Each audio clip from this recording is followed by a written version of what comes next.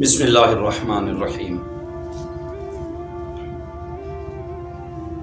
بزرگان دین کے ساتھ نسبت رکھنے والی جو چیزیں ہیں جنہیں تبرکات کہا جاتا ہے، ان سے یقیناً فوائد و ثمرات ملتے ہیں دنیا اور آخرت کے، ان سے بھلائیاں ملتی ہیں، آفات و بلیات دور ہوتے ہیں، بیماریاں دور ہوتی ہیں، برکتیں حاصل ہوتی ہیں اور یقیناً خوشیاں ملتی ہیں۔ وہ نسبت بزرگان دین سے ہو، وہ برگزیدہ اللہ کے بندوں سے ہو، وہ انبیاء کے ساتھ ہو، وہ ملائکہ کے ساتھ ہو، اور قرآن بھی اس چیز کی طرف اشارہ کرتے ہوئے ہمیں کم و بیش 3 لفظوں کے ساتھ بتا رہا ہے، ان کی برکات کی طرف جو اشارہ دے رہا ہے۔ قرآن 3 لفظوں کے اندر اس کو بیان کرتا ہے۔ قرآن فرماتا ہے ایک مقام پر کہ اس کو عصر کا نام دیا جاتا ہے، اگلے مقام پر قرآن سکینہ کے نام سے، اور پھر شعائر اللہ، ان چیزوں کو کہا جاتا ہے۔ یہ مختلف نام ہیں جو قرآن نے ہمیں عطا فرمائے ہیں۔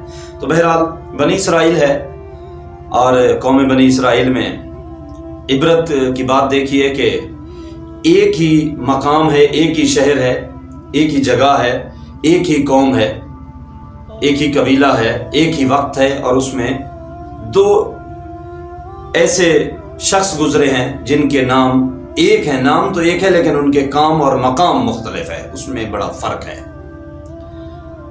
ایک ہیں حضرت موسیٰ علیہ السلام جو اللہ کے برگزیدہ نبی ہیں، کلیم اللہ ہیں۔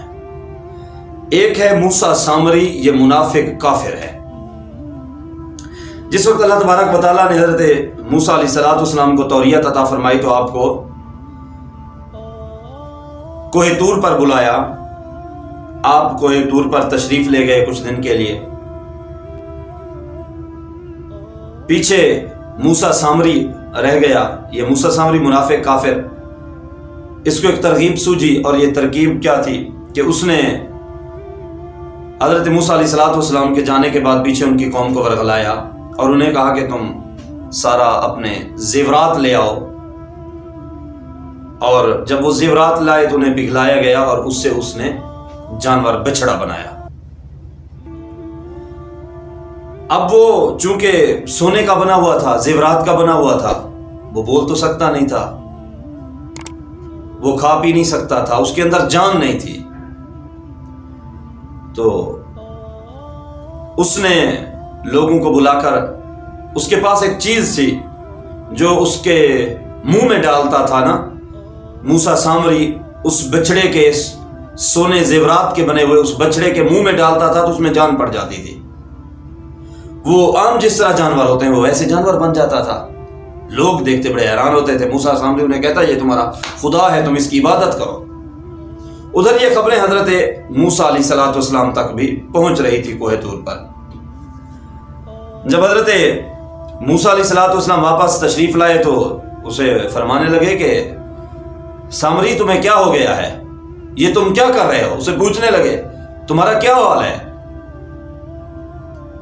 16واں پارہ ہمیں اس واقعے کی طرف لے کر چلتا ہے، اس کے اندر یہ واقعہ ملتا ہے۔ تو بہرحال حضرت موسیٰ علیہ السلام نے پوچھا یہ کیا حال ہے تمہارا، تم کیا کر رہے ہو، کیوں لوگوں کو ورغلا رہے ہو؟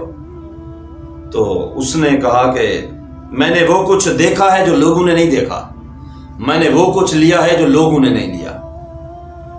یعنی اس کا اشارہ تھا کہ میں نے حضرت جبریل امین علیہ السلام کو زمین پر اترتے ہوئے دیکھا ہے، اور جب ان کے جس گھوڑے پر وہ سوار تھے تو گھوڑے کے قدم جس جگہ پر لگے میں نے اس جگہ سے وہ مٹی اٹھا لی۔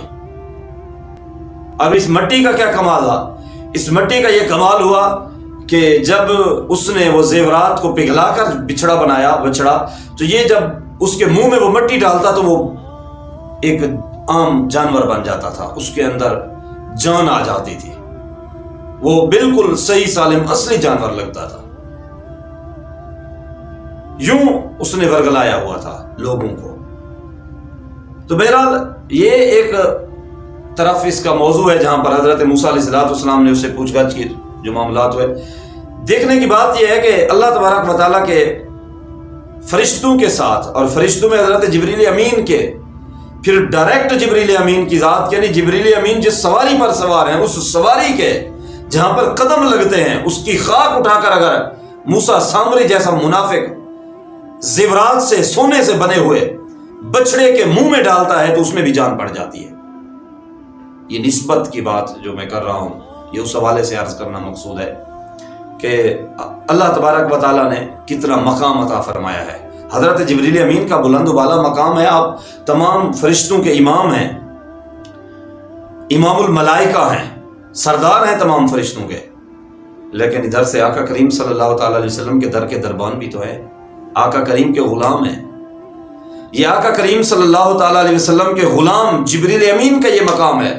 پھر جبریل امین بھی نہیں، جبریل امین جس سواری پر سوار ہیں، پھر وہ سواری ہی نہیں، اس سواری کے جو سم ہیں، جو کھر ہیں، جو قدم ہیں، وہ زمین پر لگتے ہیں، تو پھر زمین کے اوپر لگنے والی مٹی جو مس ہوتی ہے اس مٹی کا یہ کمال ہے، تو پھر جبریل امین کی سواری کا خود کمال کیا ہوگا، پھر خود جبریل امین کا کیا کمال ہوگا، یہ پھر غلام ہے، پھر آقا کریم کا کیا مقام مرتبہ ہوگا۔ تو یہ سمجھنے کی باتیں ہوتی ہیں، غور و فکر کی۔ اللہ کریم ہمیں غور و فکر کی توفیق نصیب کرے، بزرگان دین کا ادب و احترام اور ان کی نسبتوں کے ساتھ ہمیں محبت نصیب کرے۔ اللہ کریم ہمیں تبرکات سے برکتیں سمیٹنے کی توفیق عطا فرمائے، آمین ثم آمین۔